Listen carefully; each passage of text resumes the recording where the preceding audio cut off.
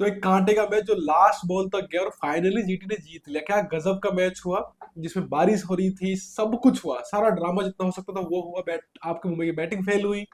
उसके बाद जब मैच स्टार्ट हुआ तो मुंबई की बॉलिंग ने अपना कारनामा दिखाया। पहली बार जब मैच रुका बारिश की वजह से तो जीटी जीत चुकी थी डीएलएस के हिसाब से।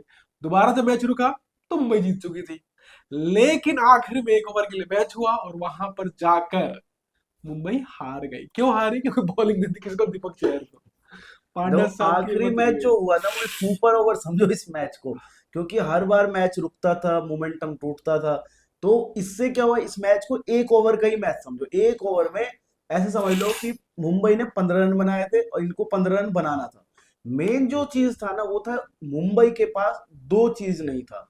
एक तो 5 फील्डर बाहर नहीं रख सकते थे बेचारे, और दूसरा कि उनके पास बॉलर जो था वो दीपक चहर रह चुके थे, और खुद हार्दिक पांड्या। हार्दिक पांड्या को लगा कि भैया अगर मैच हार गए तो सारा ठेकरा मेरे ऊपर फोड़ दिया जाएगा। इसलिए उन्होंने दीपक चहर को दे दिया, क्योंकि उन्होंने बहुत पहले अगर देखो तो वर्ल्ड कप में भी डाल रखे हैं फाइनल ओवर।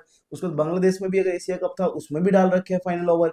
लेकिन आज के दिन हार्दिक पांड्या ने इसलिए नहीं डाला क्योंकि उनको पता था भाई तेवतिया अगर मार दिया तो एक तो बेइज्जती अलग होगी, ठीक है, और सारा ठेकड़ा मेरे ऊपर फोड़ दिया जाएगा। इसलिए आज दीपक चहर को दे दो, कोई दिक्कत नहीं। जबकि पता है कि दीपक चहर स्टार्टिंग में केवल डालते हैं, लास्ट में नहीं डालते। उन्होंने पूरी कोशिश भी किया, बेचारे को छक्के जो लग गए ना, वो पहली बॉल पे चौका जो कॉर्जे ने जो मार दिया था यॉर्कर, अच्छा डालने की कोशिश किया था, लेकिन हाफ पॉली में पड़ गया तो सीधा वो लंबा सा छक्का चला गया।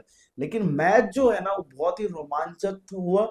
और मैंने भी बता दिया था कि भाई अगर पहले जीटी अगर बॉलिंग करती है तो जीत पक्की हो जाएगी। और वैसे ही हुआ, जीटी अगर पहले बैटिंग करती तो मेरे को लगता है कि एक ही बार में ढह जाता।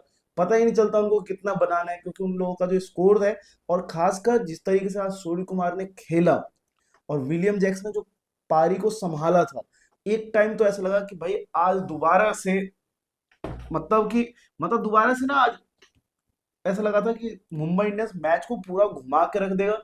लेकिन वो जो ओवर था बीच में क्या नाम है इसका, साई किशोर का, वो ओवर काफी इम्पैक्टफुल था। साई किशोर ने पीछे कुछ मैचों में बिल्कुल भी बॉलिंग नहीं डाल रहे थे, लेकिन वो जो साई किशोर की बॉलिंग थी, जो सूर्य कुमार यादव को आउट किया उन्होंने, वो सबसे इंपॉर्टेंट रोल था। जैसे ही आउट हुए उसके बाद सीधा विलियम जैक्स भी आउट हो गए। उसके बाद तो पतझड़ लग गया, एकदम से विकेट गिरना स्टार्ट हो गया। पहले भी कहा कि टॉप के 4-5 अगर रन बनाएंगे तो मैच जीतोगे, बाद के बॉटम पे भरोसा कर नहीं सकते। कोई भी टीम हो, कितनी भी अच्छी टीम हो, बॉटम किसी का रन नहीं मारता। आज भी वही हुआ। सूर्य कुमार यादव ने थोड़ी सी जल्दबाजी दिखाई थी उसमें। मेरे को लगा था कि एक दो बाउंड्री मार चुके तो ऑलरेडी उस ओवर में एक और शॉट खेलने की रिक्वायरमेंट थी नहीं। वही बहुत बड़ा छक्का तो था नहीं, नहीं, वो सिंपल उनकी सा उठा के। आदत है, वो मारते हैं तो मारते ही चले जाते हैं पूरे। सामने उनका स्ट्रेंथ था खतरनाक। नहीं, बेसिकली सामने उनका स्ट्रेंथ था नहीं, वो शॉट खेलने की जरूरत थी नहीं।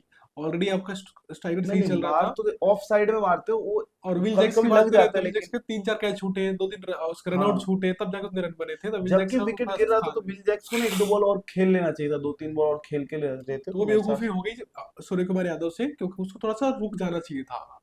अगर आज रुक जाते मुंबई मैच आराम से जीत जाती। बैटिंग की बात करें अगर जीटी की, तो हमें पहले बता था कि टॉप 3 है। मुंबई ने अपने पूरा सब कुछ नौछावर कर दिया था शुरू में ही से। पहला ओवर दीपक चहर कराने के शुरू बाद में दीपक बोल्ट ले चहर से आए। कराने के बाद तुरंत ही बुमराह को भी लगा दिया कि एक तरफ वही से।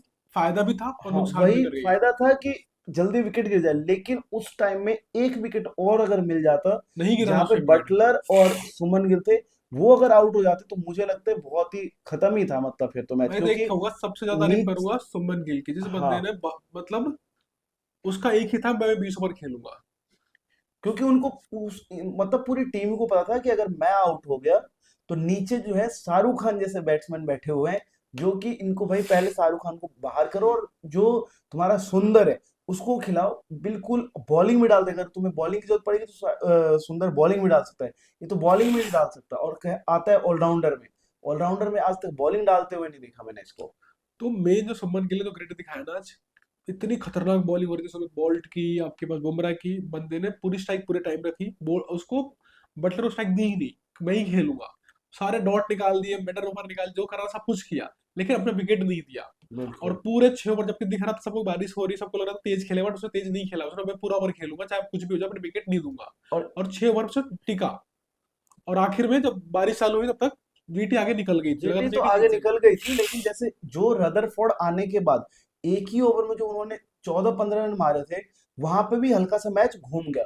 लेकिन रदरफोर्ड आउट हो गए, तो देखो चार बैट्समैन जो स्टार्टिंग के थे ना, उन्होंने जो जैसा होता है होते आते हुए है, जीटी अगर आज यहाँ पे इस पोजीशन पे है, तो उसके ऊपर के टॉप चार मतलब तीन मेन है, एक रदरफोर्ड में जो बहुत सारे मैच भी जिता रखे हो पिछले, तो ये चीज है। रदरफोर्ड इसलिए मार पाया क्योंकि शुभमन गिल ने कूटा गाड़ दिया था। हाँ जब एक पता हो ना कि आपको बगल वाला बैट्समैन आउट होगा ही नहीं, तो मैं जाकर रन मार सकता हूँ। ये चीज कहते हैं कि एक को हाँ, कूटा करना पड़ता है, दूसरा मार सकता है।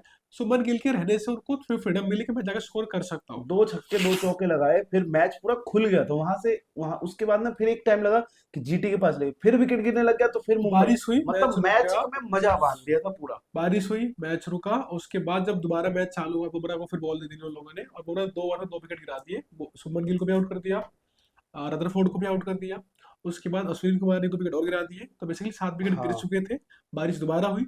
उस टाइम तक आज अश्विन कुमार ने इम्पैक्ट में खेले थे, क्योंकि जो इम्पैक्ट में बॉस सब से, उसमें सब हाँ, कंकशन सब चीजें, हाँ कंकशन वाले में, क्योंकि तो रबिन बॉस को उसमें, चोट लगी थी। हाँ उसमें जब आए थे, तो आज भाई बॉलिंग बहुत सही डाला था उसने, यॉर्कर यॉर्कर में, तो आज दिखाया कि अगर कभी जरूरत पड़े तो मेरे को खिला सकते हो। और हो सकता है दीपक चहर तो वैसे स्विंग बॉलर है, तो खेलेंगे, स्टार्टिंग में बहुत अच्छी बॉलिंग भी डाल रहे थे, ठीक है, वो इनका ये पॉइंट था नहीं, लास्ट ओवर डालने का था ही नहीं, लेकिन फिर भी डलवा दिया।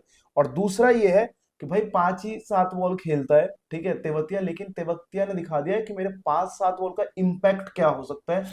आज के मैच में, बहुत सारे मैच पीछे भी, एक बार बटलर 90 के ऊपर थे, 10 रन चाहिए था, एक छक्का एक चौका मारा, जिता दिया। तो ऐसे एक बैट्समैन होना बहुत जरूरी होता है, जीटी इसकी वजह से इम्पैक्ट इसलिए कहते दिखते हैं हैं। ना कि लास्ट तक टिकना चाहिए। तो लास्ट तक जब मैच जाएगा, 5-6 बॉल बचे बस तो जीटी की ना तेवतिया एक को ही जिता कमजोरी सकते रह हैं। गई, अब मेरे को लगता है वो है शाहरुख खान। शाहरुख खान की जगह पे अगर मान लो कि वॉशिंगटन खेल लेते हैं, तो बहुत ज्यादा सही रहेगा।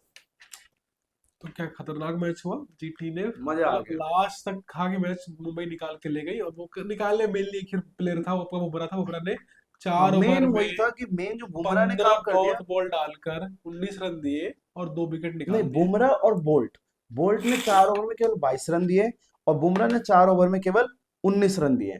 उसमें उसके बाद अगर अश्विन कुमार जो है, वो भी बहुत अच्छा, 4 ओवर में 28 ही दिया है, 2 विकेट उन्होंने भी निकाला है।